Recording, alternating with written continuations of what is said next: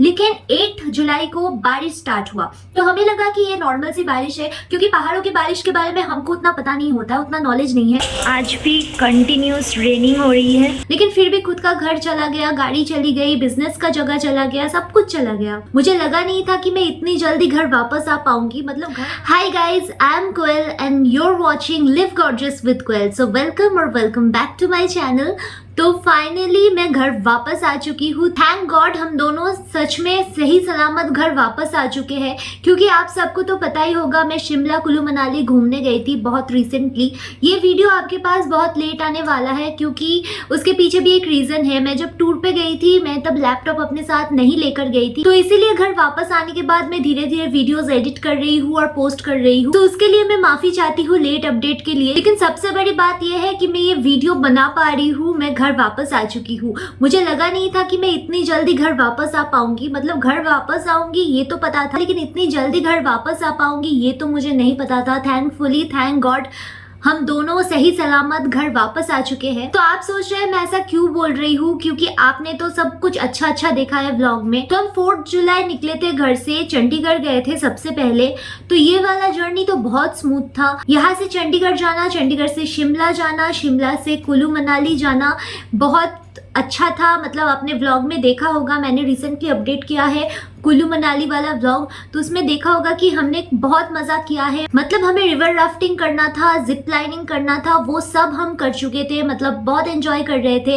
लेकिन सडनली क्या हुआ, 8 जुलाई को हम लोग जा रहे थे रोहतंग पास। तो रोहतंग पास जो है मनाली में है, तो हमें मनाली जाकर वहां से रोहतंग पास जाना था। तो रोहतंग पास एक हाई ऑल्टीट्यूड है, बर्फ है वहां पर, तो हम वही देखने के लिए जा रहे थे। आपने पिछले ब्लॉग में देखा होगा। सो पहले तो कोई प्रॉब्लम नहीं था, नॉर्मल सी बारिश शुरू हुई थी, तो हमने सोचा कि चलो कोई बात नहीं है, बारिश में भीग के भी हम देख लेंगे। क्योंकि हमने जिससे हमारा टूर पैकेज लिया था वो वाली टूरिज्म कंपनी तो बोल रही थी कोई प्रॉब्लम नहीं है, आप घूम सकते हो, आप छतरी लेकर रेनकोट पहन के आराम से रोहतंग पास भी जा सकते हो। वैसे भी बर्फ में जाने से आप गीले होने ही वाले हो, तो बारिश हो रहा है तो कोई बात नहीं। और सच बताओ तो इससे पहले कभी भी मैं बारिश के मौसम में पहाड़ों में घूमने नहीं गई हूँ।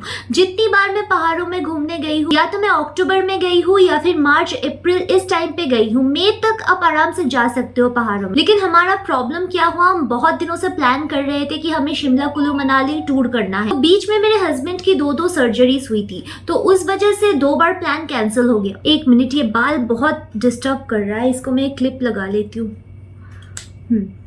तो बीच में मेरे हस्बैंड की 2 सर्जरी हुई थी, इस वजह से हमने 2 बार प्लान बनाया था, 2 बार कैंसिल हो गया। तो हमें लगा चलो ठीक है, टूरिज्म से बात करते हैं, पूछते हैं इसके बाद हम कब जा सकते हैं। तो ये एक हिमाचल का ही टूरिज्म है, जिनसे हमारे एक दोस्त गए थे इससे पहले, तो हमने उनके साथ कांटेक्ट करके इनका नंबर लिया था। तो इस कंपनी को हमने फोन किया था, हमने पूछा भी था कि अभी हम जा सकते हैं, तो बरसात का सीजन है। उन्होंने ऐसा कहा था नहीं मैम कोई प्रॉब्लम नहीं है, 15 जुलाई तक आप आराम से जा सकते हो, कोई प्रॉब्लम होती तो हम नहीं छोड़ते आप लोगों को। तो हमने कहा कि ठीक है चलो कोई बात नहीं, चलते हैं। और इस टाइम पे मेरे हस्बैंड को भी छुट्टी मिल गई थी, उन्होंने जैसे तैसे छुट्टी मैनेज कर लिया था, क्योंकि 15 जुलाई तक जा सकते थे। उसके बाद फिर शायद अक्टूबर में खुलता, और अक्टूबर में शायद रोहतंग पास का जो रास्ता है वो नहीं खुलता, वो खुलता है अप्रैल में। मतलब 1 साल और डिले हो जाता हमारा टूर। तो हम इतने पास है, वैसे तो हम बिलोंग करते हैं वेस्ट बंगाल से, लेकिन पंजाब में मेरे हस्बैंड जॉब करते हैं, तो यहाँ मैं उनके पास घूमने आई हूँ। तो मैंने सोचा कि फिर से 1 साल डिले हो जाएगा, फिर से 1 साल बाद क्या प्लान बनेगा, कैसा होगा, क्या होगा, नहीं होगा, उस टाइम में फिर से छुट्टी मिलेगी या नहीं मार्च अप्रैल में। तो चलो कुछ भी हो जाए, प्लान बना दिया है तो घूमने चलते हैं। पहले कुछ दिन तो बहुत अच्छे से घूमे, जैसे 4th, 5th, 6th, 7th तक तो हम बहुत अच्छे से घूमे। हमने बहुत सारी फन एक्टिविटीज भी किया था, जैसे कि रिवर राफ्टिंग किया था, जिप लाइनिंग किया था, और हम बहुत अच्छे से घूम रहे थे। हॉर्स राइडिंग किया था, बहुत अच्छे से घूम रहे थे।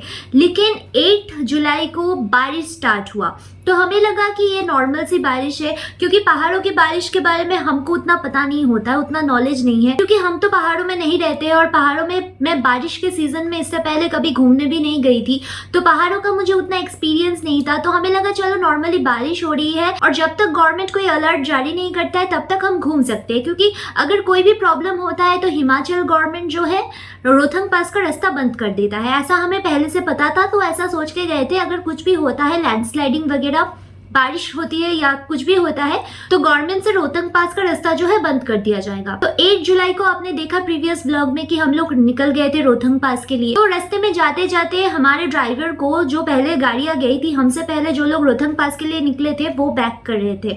तो उन्होंने हमारे ड्राइवर को बोला कि आगे रास्ता बंद है, लैंडस्लाइडिंग हो चुकी है बारिश के चलते, तो आप आगे नहीं जा सकते हो। तो हम तो नेचुरली बहुत अपसेट हो गए क्योंकि रोहतंग पास में हमें जाना था। वहां पे जाके मैं सोच के भी आई थी कुछ रील बनाना था बर्फ में। तो चलो ठीक है, हमें लगा कि बारिश है, चलो ठीक है, एक दिन होगा, ज्यादा से ज्यादा कितना 2 दिन होगा, फिर स्टॉप हो जाएगा। तो उस दिन को हमने ऐसे ही छोड़ दिया। हम होटल वापस आ गए। होटल वापस आके हमें होटल में बैठने का बिल्कुल मन नहीं कर रहा था क्योंकि बहुत दिनों बाद हम लोग घूमने गए थे। तो सामने ही मॉल रोड था, हमारे होटल से बहुत पास था मॉल रोड। तो हमने सोचा कि चलो मॉल रोड चलते हैं। तो वहां पे जाके हमने शॉपिंग किया और फिर हम लोग होटल वापस आ गए। तो होटल वापस आ गए और हम लोग डिनर विनर करके उस दिन सो गए थे। दूसरे दिन सुबह जब हम उठे हमने देखा बारिश और भी ज्यादा बढ़ चुकी है, मतलब कंटिन्यूअस रेनिंग। मैंने अपनी जिंदगी में कभी ऐसा नहीं देखा था। मैं बचपन से, मतलब मैं तो पहाड़ों से बिलोंग नहीं करती हूँ, लेकिन वेस्ट बंगाल के बिल्कुल पास है असम। मैं असम घूमने गई थी, मेघालय। तो मेघालय में हमेशा बारिश होती रहती है। तो पहाड़ों की बारिश मुझे लगा था कि वैसा ही कुछ होगा, मेघालय में जैसे हमेशा बारिश होती रहती है, लेकिन फिर भी पहाड़ों में टूरिस्ट जाते हैं, वहां पे रेनकोट पहन के भी मैंने ट्रैवल किया है। कोई बात नहीं, ऐसा होता है। मतलब बारिश हो रही है तो क्या हुआ, इसमें भी हम लोग ट्रैवल कर सकते हैं आराम से। ठीक है, हम लोग निकले।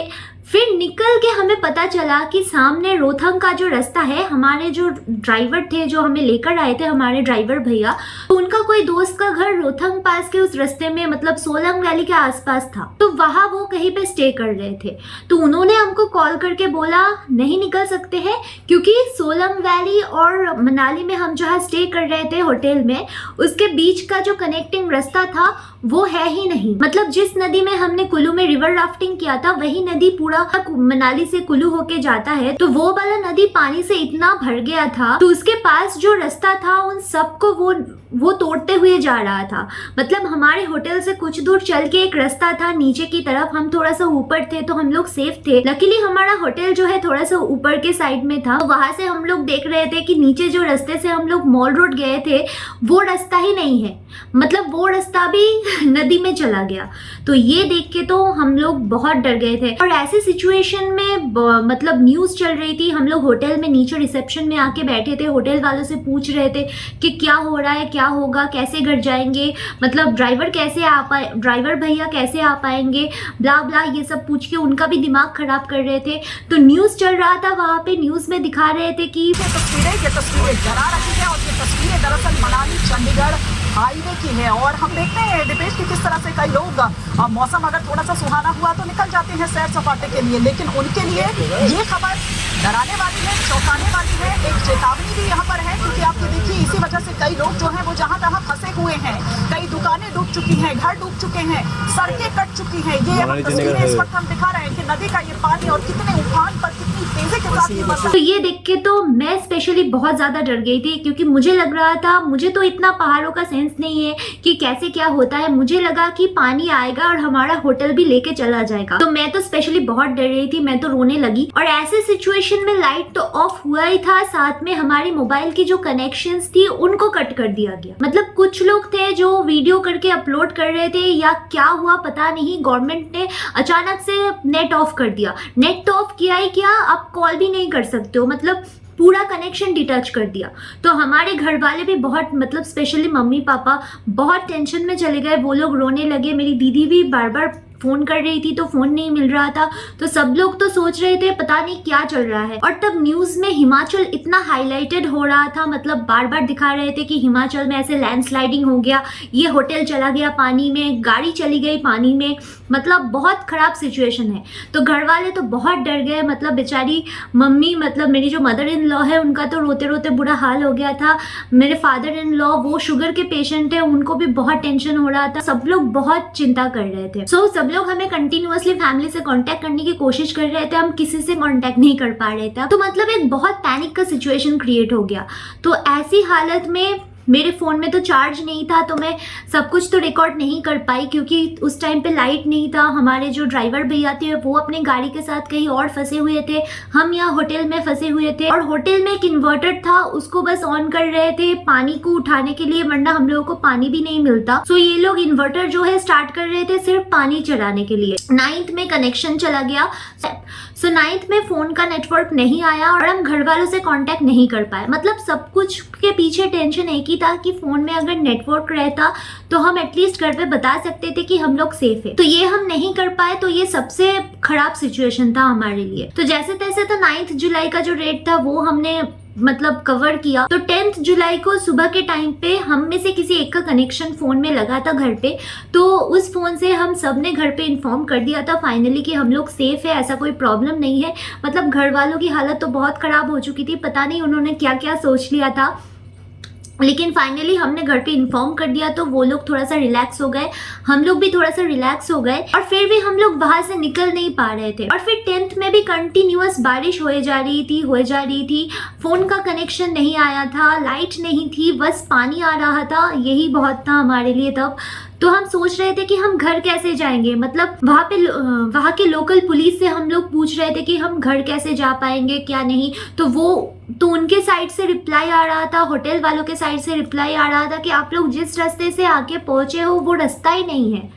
तो पहले तो बारिश रुकेगी, फिर रिस्टोरेशन का काम होगा, फिर शायद आपका नेटवर्क आएगा, आपका इलेक्ट्रिसिटी आएगा, फिर रास्ता बनेगा, कच्चा रास्ता बनेगा, फिर उसके ऊपर से आप गाड़ी लेके जा सकते। तो ये सुन के तो हमारा हो गया। हमने सोच लिया था मतलब 15-20 दिन के पहले तो हम यहाँ से नहीं निकल सकते, क्योंकि आप ही सोचिए बारिश हो रही है, रोड चला गया है, मतलब बारिश ऑफ होगा, फिर रिस्टोरेशन का काम हो, फिर कच्चा रास्ता बनेगा, फिर हम लोगों को परमिशन मिलेगा जाने का, फिर हम जा सकते हैं।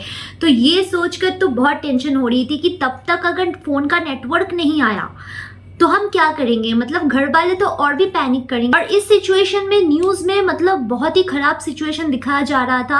एक्चुअली मनाली में हम जहाँ पर थे, पर्टिकुलरली हम जिस होटल में थे वहाँ का सिचुएशन ऐसा नहीं था, लेकिन कुल्लू मंडी के साइड पे सिचुएशन बहुत ख़राब था। मतलब बहुत लोगों की घर चला गया, गाड़ी चली गई। हमारे साथ एक और कपल थे, तो उनसे हमारी होटल में ही मुलाकात हुई थी। तो उनके जो ड्राइवर थे उनकी गाड़ी नदी में चली गई थी, तो उनके लिए तो और भी ज़्यादा टेंशन हो गया था कि वो घर कैसे जाएंगे, क्योंकि उनके पास गाड़ी नहीं थी। ऐसे ही 10 जुलाई हमारे लिए बहुत टेंशन भरा एक दिन था, वो भी जैसे तैसे बीता। फिर फाइनली 11th को सुबह से बारिश नहीं हो रही थी। मतलब 10th को पूरी रात बारिश हुई है, सुबह 6 बजे से बारिश बंद हुई थी। फिर फाइनली 11th के सुबह से बारिश बंद हुआ, तो मतलब 11th में और बारिश हुआ नहीं था। उसके बाद शायद 12th या 13 में फिर से बारिश हुआ था, आई डोंट नो, लेकिन उस दिन बारिश नहीं हुआ था। मतलब हम तो भगवान को थैंक यू बोल रहे थे कि बारिश फाइनली बंद हुआ है, अभी रिस्टोरेशन का काम वगैरह होगा तो हम एक हफ्ते के अंदर शायद घर निकल सकते हैं। सो थैंकफुली हिमाचल की गवर्नमेंट बहुत ज्यादा एक्टिव थी।